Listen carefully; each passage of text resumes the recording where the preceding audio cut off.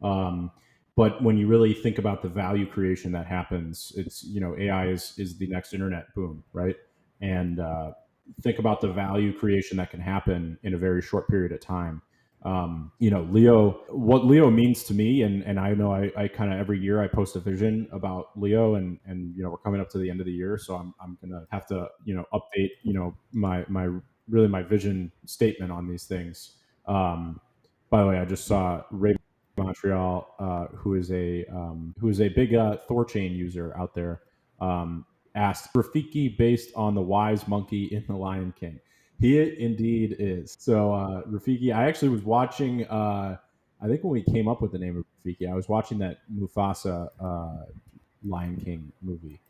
But yeah, Rafiki is an AI that is the wise monkey of the Leo ecosystem. So there is no better name. Originally, we were going to call actually for years while we've been building a lot of this stuff, we've been calling it LeoAI, which doesn't really roll off the tongue very nicely. Also, Brave Browser came out with something called LeoAI, and I was like, okay, it looks like we need a rebrand. So Rafiki is a fantastic name for Rafiki.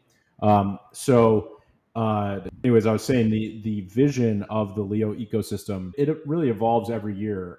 What I really have come to realize about Leo for me is that, especially in this world of rapid change and not only with AI but just in general, I mean, everything's always changing so fast.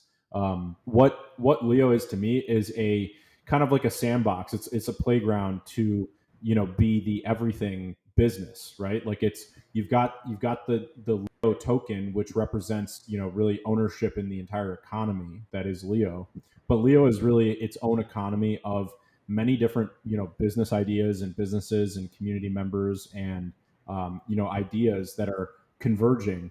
And Leo is meant to absorb all that economic activity, much like a country. Like a country has thousands, millions of different business lines and trading partners and individuals within the economy and local businesses and local shops, all sorts of things that are happening simultaneously that really create that economy.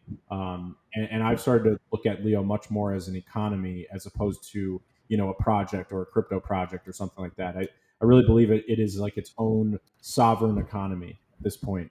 And yeah, it's very tiny. It's $3 or $4 million economy. It's basically nothing. It's not even a a puddle in the street.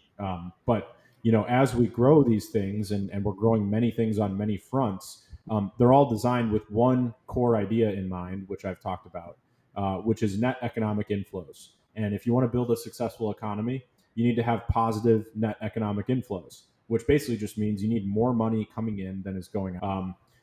Leo has zero inflation. That is a change that happened in June of this year. Since that change, the token is up. What is it like? It was almost 10x at one point. I think it's more like a 5 or 6x with the recent crypto drop. But we're still up like 5 or 6x from when those changes went into place, and we called it Leo 2.0, which is where inflation was cut to zero, and now everything is buyback driven. So if you want more rewards, if you want more anything really, the growth of the economy is how you get those things. So for in Leo's example, the more premium users there are, the more engagement there is on the site, etc. The more the daily rewards are for people to make content and engage. So these things are now all driven by very organic pressures, and that's where I see Leo continuously evolving to. Is that we've built what is, in my opinion, a sovereign economy that pulls in economic inflows from many different places. LeoDex is obviously now the number one place where economic inflows. I think it will continue to be number one, and it's going to grow from there. And now we've also got things like Rafiki, where, like I said, we're going to come out with its own interface and things like that. And in order to access Rafiki's interface, which is going to have a lot of unique features, you're going to need to be premium on Inleo. So if you're kind of similar to how X is doing their premium. It's the same idea. You pay for X premium, and then you get access not only to features on X, but then you also get access to Grok. Inleo and Rafiki's interface are going to work very similarly, where you pay for premium, and that means that you get access to the Rafiki interface and all the unique features that come along with that.